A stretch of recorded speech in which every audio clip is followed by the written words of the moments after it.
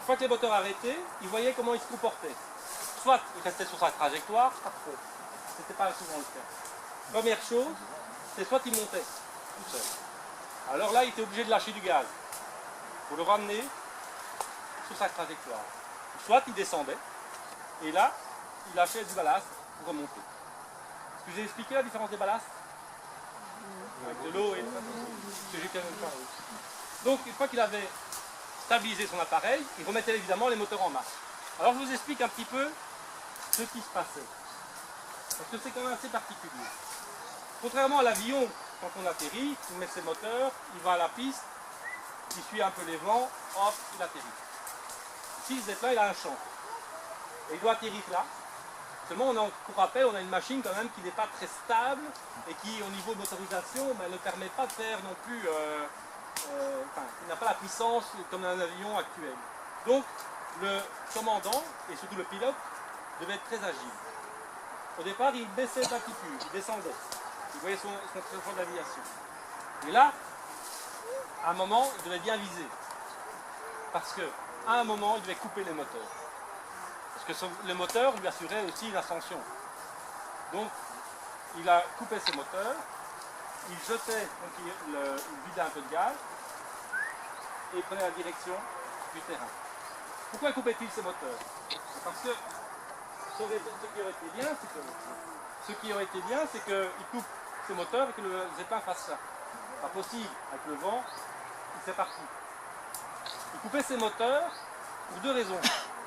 La première, c'est que si ces hélices touchaient le sol, c'était la catastrophe.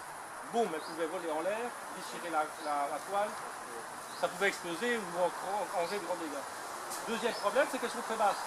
Donc elles pouvaient hacher le nu les gars qui devaient attraper le Zeppelin. Donc il fallait absolument qu'il arrête ces hélices au bon moment.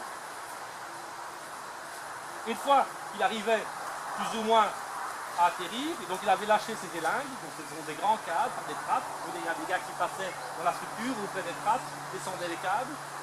Une fois qu'il arrivait à distance, là il y avait une course. Parce que le Zeppelin il ne s'arrêtait pas, boum. Le Zeppelin il continue légèrement sa course, les gars qui sont en dessous, ils couraient, ils attrapaient les élingues, ou alors ils agrippaient les rambardes au-dessus des nacelles. Là ils se laissaient, hop, ils immobilisaient la machine. C'était tout un exercice. Il y avait environ 150 à 200 gars pour faire cette opération.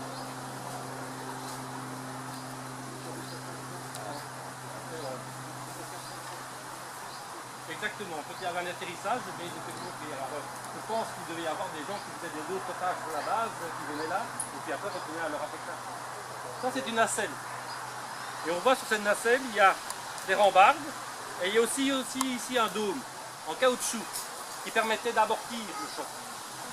Et le personnel devait rester, donc l'équipage devait rester sur son Zeppelin. C'est pas question que quand il était en bas, hop, je saute et j'attrape, allez, j'aide les gars. Non, parce que sinon le Zeppelin il décollait.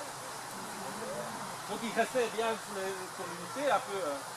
Si par exemple le Zeppelin arrivait qu'il sentait qu'il n'était pas bon, hop, il lâchait du ballast, de l'eau, et hop, il partait. Vous imaginez les gars qui sont en dessous, ramassaient toute l'eau. Il y avait des tonnes d'eau, hein. C'était pas, bon, il lâchait pas tout le tour en une fois, mais ce gars, il ne ramassait pas 5 litres, hein. C'était en plein hiver, ça devait être très gai. Hein. Ah non, non, il n'y avait pas de... Alors une fois qu'il était au sol, immobilisé au sol, il fallait l'amener dans le hangar.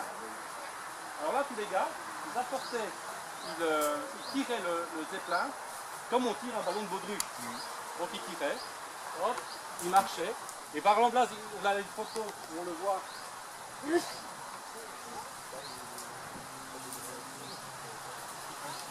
Donc là, ça c'est une photo d'ici, où on voit les 3 hangars et on voit le Z77 qui décolle. Il dépose d'ailleurs pour la photo. On a vu ici qu'il y a un photographe, il a stabilisé sa machine, elle est bien propre, c'est bien net, c'est le selfie de l'époque.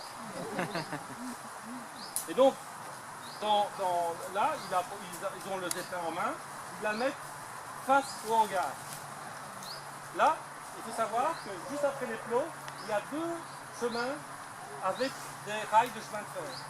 Ces rails sont là pour disposer des petits wagonnets. Et ces wagonnets servent à fixer les amarres, les élingues du Zeppelin et pour ainsi l'obliger à rester sur sa trajectoire.